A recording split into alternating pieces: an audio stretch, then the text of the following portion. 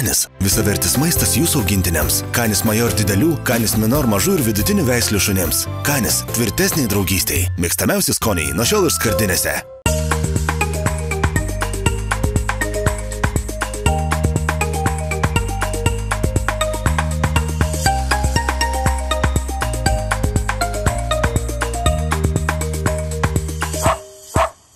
Labas rytas.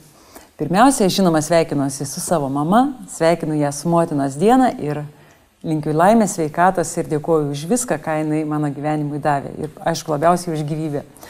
O dabar, kadangi laida yra vis dėlto Duok labas, aš sveikinu viso pasaulio mamą su motinos diena ir pristatau jums mūsų laidos viešnią, taip pat labai gerą ir gražią mamą, grupė 6-9 danguje vokalistė Ingrida Martinkėnaitė.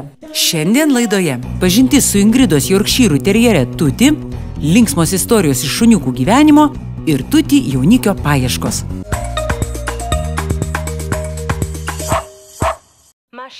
Motinos dienos proga būtina pažymėti, kad populiariosios grupės 6-9 danguje narė Ingrida Martinkėnaitė buvo pirmoji, kuri iš 4 žavių merginų tapo mama. Tuo metu kitos grupės narės buvo dar nerūpestingos vėjavaikės ir nelabai mėgo klausytis, ką Ingrida joms pasakodavo apie motinystės džiaugsmus bei rūpesčius.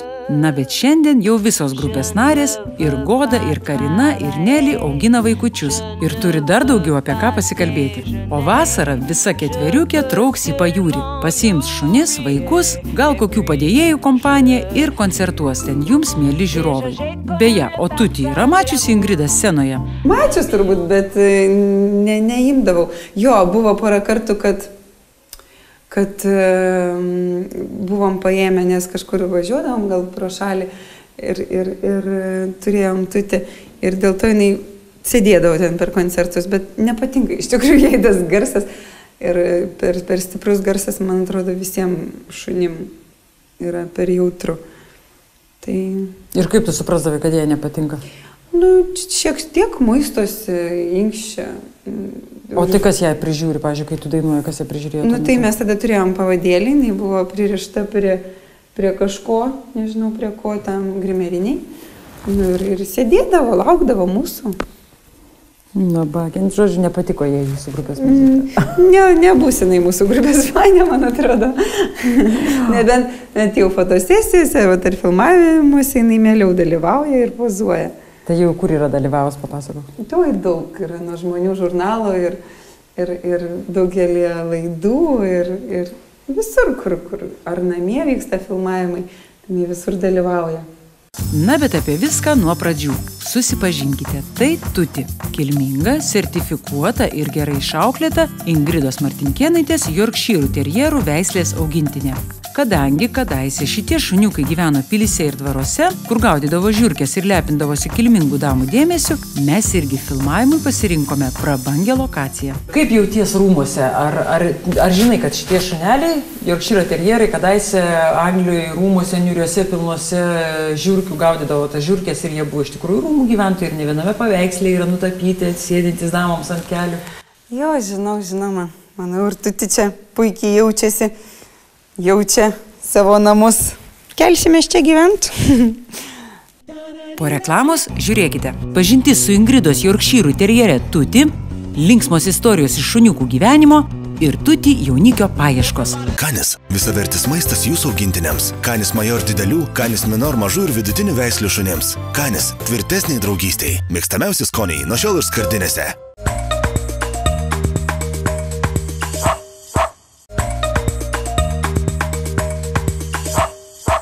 Tai jau trečiasis dainininkės Ingridos Martinkėnaitės šuniukas.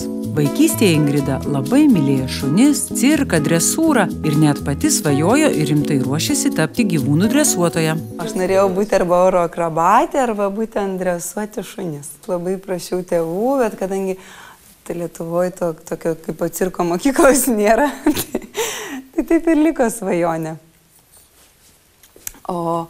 Bet aš iš tikrųjų labai daug mankštinausi, aš labai daug sportavau ir netgi dar lankydama darželį, aš pati įsitreniravau, ten darydavau špagatus, visokius tiltelius, tikrai buvau pasiryžus siekti savo svajonės. Bet po to viskas kažkaip pasikeičia. Na ir kaip pasikeitė po to tavo svajonė, į ką transformavus? Vėliau tiesiog, kadangi nebuvo tų sąlygų, galbūt ir niekas ten tais laikais dar nežinojo, kaip čia tai viską galima padaryti, kad dirbti cirke, tai tiesiog aš pasinėriau labiau sportą, į šokius. Nors ir netapo cirko gyvūnų dresuotoje, nei oro akrobate, Ingrida svajonę tapti artiste įgyvendino, tapusi grupės 6-9 danguje nare.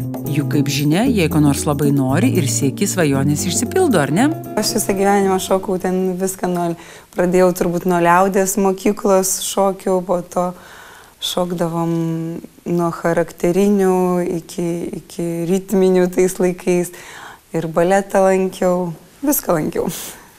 Tai žodžiu, vis tiek ta svajonė būti scenoje, ar kaip gimnastė, ar kaip šunų dresuotojai, bet vis tiek tu jos pasiekė ir tu dabar esi vis tiek artistė, ar ne? Taip, mažais žingsneliais, žinai, kai svarbu sako svajoti, tai tais mažais žingsneliais nevalingai tu eini link savo svajonės, ne ten, tai ten kažkokį sprendimą darai tam, kad priartėt prie savo svajonės.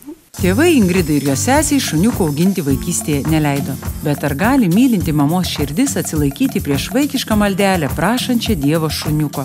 Taigi mažosios Ingridos malda buvo išgirsta. Labai norėjau vaikystėje turėti šuniuką. Atsimenu dar tokį seną multiplikacinį filmuką, kai mergaitė buvo prisirišus tą tokią pirštinaitę vedžiojo. Tai ir aš turbūt panašiai ilgiausi. Nes be galo norėjau šuns, bet tėveliai nelabai norėjo man leisti jį įsigyti. Tai kai vieną naktį mama netyčia atsibudo ir pamatė mane besimeldžiančią ant lovos krašto, manęs paklausė, ko aš taip čia karštai meldžiuosi, sakau, kad man jų šuniuką nupirktumėt. Kitą rytą laiminga pradinukė su tėvais jau važiavo į turgų pirkti išsvajotojo koker spanielio. Tiesa, pardavėjai matyt nelabai gerai pažinojo šunų veislės ir Ingridos namuose atsirado toks, ne visai tikras spanielis. Tiesa, dresūrai jis vis tiek puikiai tiko. Tuo metu norėjau koker spanielio. Visą laiką labiau mėgau mažiukus šuniukus, kuriuos galima išdresuoti, su kuriais galima bendrauti besąlygiškai ir kuriem būtų nevarginga gyventi bute, nes mes gyvenam bute. Man gaila iš tikrųjų tų didelių šunų, dogų ten ar visokių tokių, kuriem reikia daug erdvės, daug veiksmo, kai jie uždaromi yra 4 sienose. Tai pasirinkau savo tokį kambarinį šunelį, koker spanielį, jie aišku irgi yra medžiokliniai, bet vis tiek jau namų sąlygom bent jau galima auginti. Tai va, bet tais laikais mane apgavo ir iš to koker spanielio tai išaugo toks dvorterjeras. Tai va. Bet jis buvo baltas, juodais taškeliais, toks kalytė buvo mažytė, o ausytės tokios ilgos, kaip pas koker spanielis. Tai tos ausytės tokios ir liko, o kalytė pati išaugo. Tai va. Pirmoji Ingridos augintinė vardu Lika išgyveno net 14 laimingų metų ir iškeliavo, reik manyti, į šunų rojų. Na, o Ingrida augo, šoko, dainavo ir siekė savo svajonės tapti scenos primadona. Na, o kai pradėjo kurti šeimą ir gyventi su savo vyru, suprato, kad dviese namie liūdnoka, kad kažko trūksta. Tai porelės namuose atsirado linksma ir paklusni jorkšyrų terjerė Tika. Jis taip pat buvo veislinė iš veislyno. Ir galbūt tutė iš ten ir atsirado, nes pirmoji kalytė mano žuvo ir jinai buvo labai protinga, aš buvau be galo prisirišus prie jos ir jinai imdavo pirmas vietas parodose ir tikrai buvo toks geras šuo. Ir vieną dieną mes jos netekom ir buvo labai liūdna. Aš vaikščiau, verkiau, aš davinėjau skelbimus į radijas, nes jinai žuvo, mes ją nematėme, jinai nukrito į duobę ir taip, mes buvom svečiuose vienoje sodyboje ir jinai kažkaip bėgo ir netyčia įkrito į duobę ir taip, bet ir žuvo. Užsimušė tiesiog? Taip, ir aš jas labai ilgai ieškau, nes jinai tiesiog dingo ir aš ten kiekvieną dieną važiuodavau tą sodybą ir ieškodavau, rašiau plakatus ir žadėjau atlygį ir radijas vos ne. Visokius skelbimus dėdavau. Tai buvo tikrai trauma ir negalėjau, ateidavau namo ir matydavau jos lovyti ir verkdavau.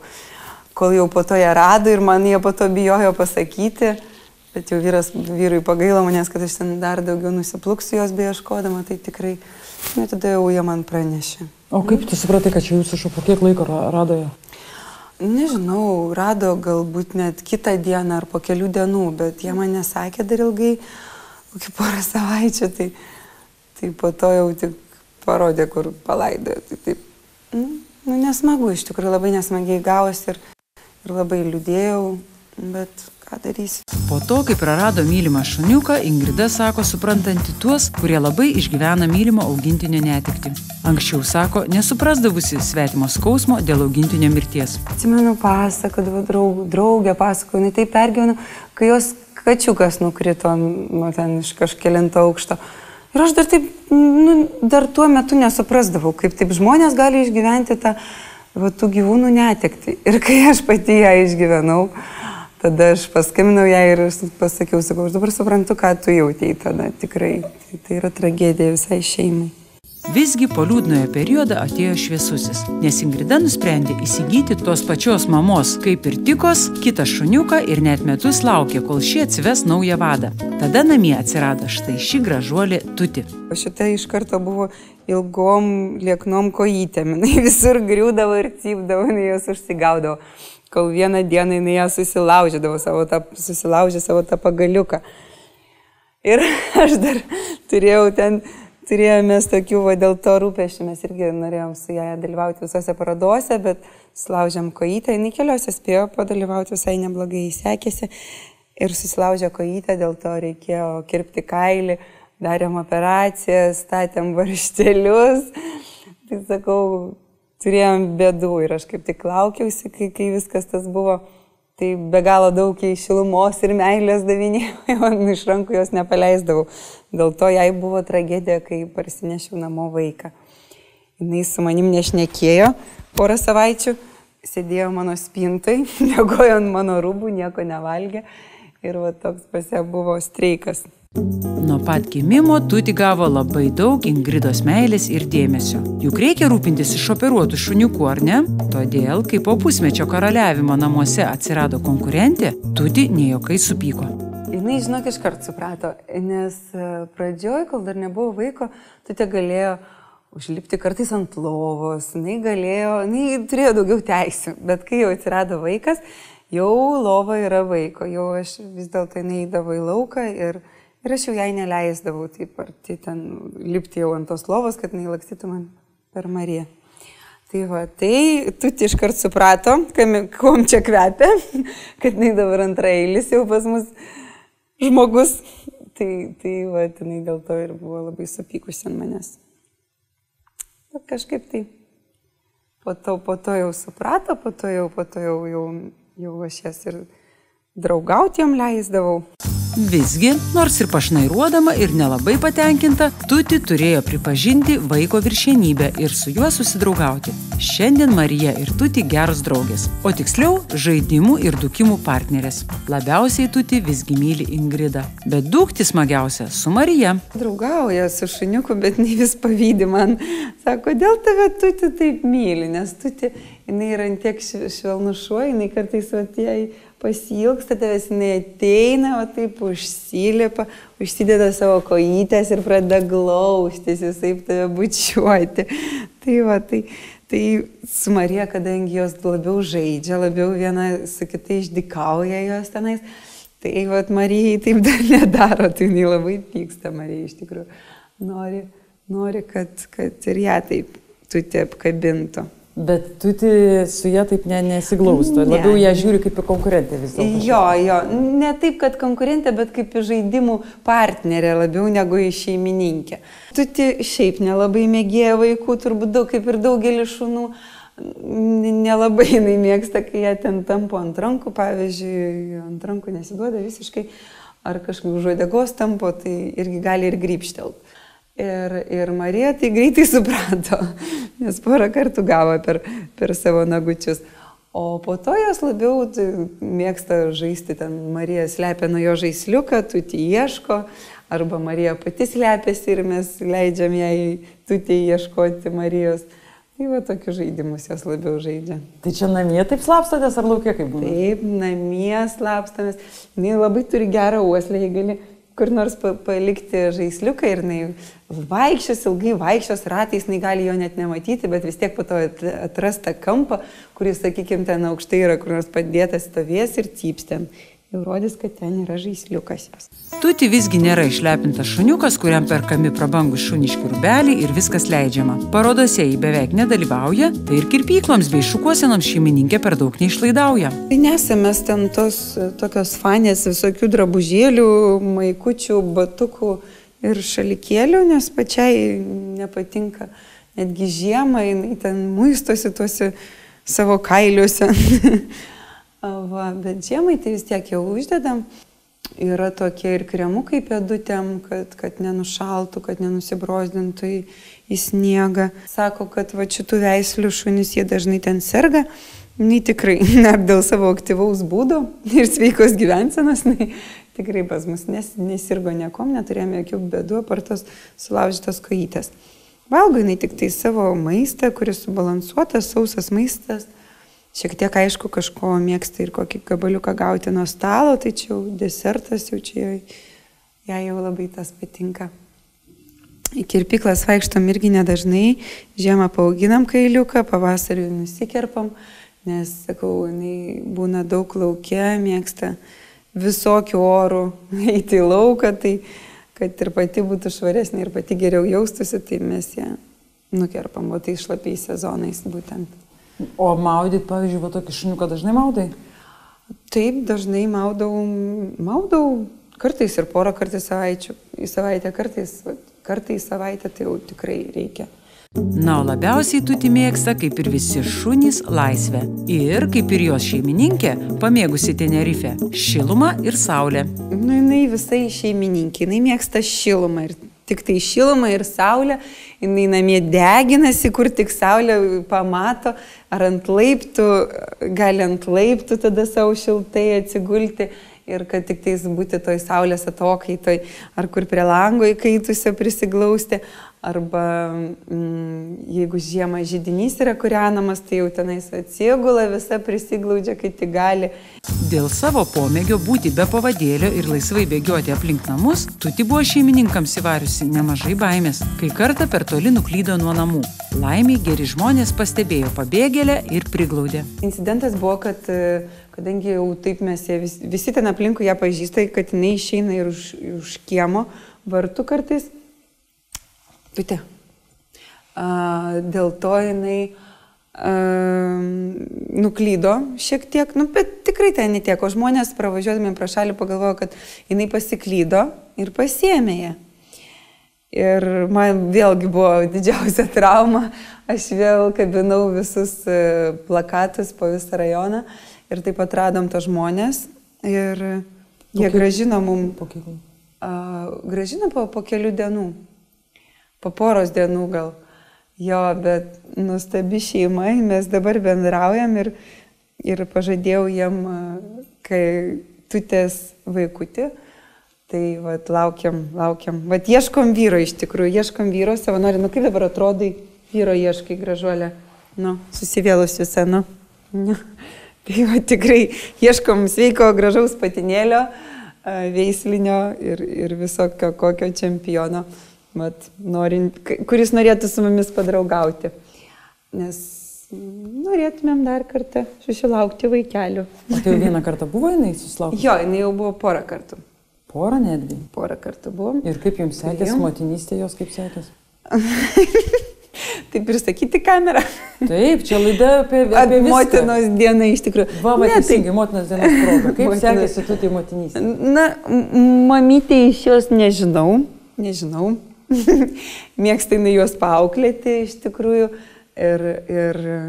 bet jinai kantriai su jais būna, kantriai auklėja juos ir maitina pati, tai viskas ten normaliai iš tikrųjų. O kodėl tu manai, kad nelabai mamytė? Tai čia normalu, čia geriau. Kartais jinai juos palieka ir tenka mamytė būti man.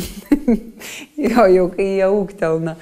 Na, mes visgi norime apginti Tutį ir motinos dienos progą pranešti, kad ji yra gera mama. Tiesiog šuniškas instinktas jai padeda lengviau išleisti šuniukus į gyvenimą nei žmonių mamoms. Čia mes mamos nejaučiam tos ribos. Taip, turbūt. Ir grinai 1,5 mėnesio ir jai jau tenais, jau tada jau jai ten nėra kas veikti, jinai tik ateina jos paauklėti. Tai va. O kiek jie turi išbūti prie kalės pagal maždaug iki tiek ir būna, iki 2, bet aš tai palaikydavau ir ilgiau, beveik iki 3 mėnesių pas mus. Ir kai jinai su jais nebūna, tada ką, tu turi ir maitinti juos? Taip jau ir maitinom ne iš buteliuko, ten išmirkom sausą maistelį specialų vaikišką arba šlapę maistelį vaikišką duodam. Tai va juos ir maitinam. Nu, tai gal gera vis dėlto jinai mama? Nu, gera. Kiek šuniukų ta motinystė, jie instinktas kiek liepia, tiek ir atbūna, o kai jau jie gali patys išgyventi. Taip, iš tikrųjų, ten nėra nei atsisakius, nei ką. Pirmą kartą atsivedė 3 šuniukus, antrą kartą 4 pavyko. Tai va, dabar lauksim dar. Kavalieriaus. Taip, kavalieriaus. Na, o kol Tuti ieško kavalieriaus, mes prašom Ingridos papasakoti, kaip jai sekėsi saulėtoje Tenerifėje, kur ji su šeima, nebeapsikentusi lietuviško šalčio ir lygų, skrido peržiemoti. Tiesa, be Tuti. Buvai Tenerifėje, tai ką tu atkreipiai dėmesį, kaip ten žmonės savo augintinius ar lepina? Iš tikrųjų, jie keliauja, ypač prancūzai, labai daug su savo šunim, jie labai daug mačiau. Ir grinai matosi, kad jie ten negyvena, bet jie atvyksta ten, bet, sakykime, paplūdimius su šunim nėra įleidžiama. Ten visi šunys yra su pavadėliais ir su antsnukiais, jeigu jis yra didesnis. Na, bet šunų iš tikrųjų labai daug. Ir įvairių veislių. Aš iš pradžių, kol ieškojom tenais būtų, aš gyvenau viešbutė, kur leista laikyti šunis. Tai iš tikrųjų buvo labai smagu, kai lifte galėjai sutikti nuo mažiausio ten kokio nors pinčerio iki didžiausio dogo ir nežinojai, kur tam lifte ten kaip su to dogu ten jaustis, aišku, nelabai malonu, arba ten 4 pitbuliai galėtų būti. Na, užtat Tuti galės su šeimininkė smagiai vasaroti Lietuvos pajūryje ir gal net koncertuoti. Tiesa, scena jai nelabai patinka, užtat fotografuojasi mielai. Tuti jau yra dalyvavusi ne vienoje fotosesijoje su savo šeimininkė ir net fotografavusi žurnalų viršeliams, nors ir nelabai mėgsta tas šuniškas puošmenas. Pažiūrėk, kaip dabar atrodai. Buvai graži mergaitė. Nu, dabar jau prie manęs, aha. Negerai darai, nu. Tai tu ją Ingrida auklėjai kaip dukra, kaip vaiką? Jo, aš labai daug šneku ir tikrai, o kaip kitaip to šunis išauklėsi, tik tai šnekėdama. Na, užteks Tutį pozuoti, laikas pabėgioti. Juk laukia žibutės ir kitokie pavasariniai džiaugsmai. Atsisveikiname su gražiosiomis pašnekovėmis, linkime nesirgti, smagiai pavasaroti, o jums, mielieji, turime gerą žinią. Vėl skelbiame gražiausio šuns konkursą. Nesvarbu, kokios veislės ir dydžio yra jūsų šuo, Duok labas skelbia gražiausio šuns konkursą. Siųskite savo mylimo šunelio nuotrauką į BTV adresu savireklama@btv.lt ir vasaros gale laidos žiūrovai išrinks gražiausią šunį. Jo šeimininkui tiesiai į namus laidos rėmėjai pristatys net 50 kg Canis šunų maisto. Už gražiausią šunį balsuoti galėsite BTV Facebook puslapyje. Netingėkite ir nepražiopsokite savo šanso. Dalyvaukite. Šiandien tiek žinių ir nuotykių iš šuniukų gyvenimo. Ačiū, kad žiūrėjote, susitiksime po savaitės. Iki. Canis – visavertis maistas jūsų augintiniams. Canis Major didelių, Canis Minor mažų ir vidutinių veislių šunims. Canis – tvirtesniai draugystei. Mėgstamiausi skoniai nuo šiol ir skardinėse.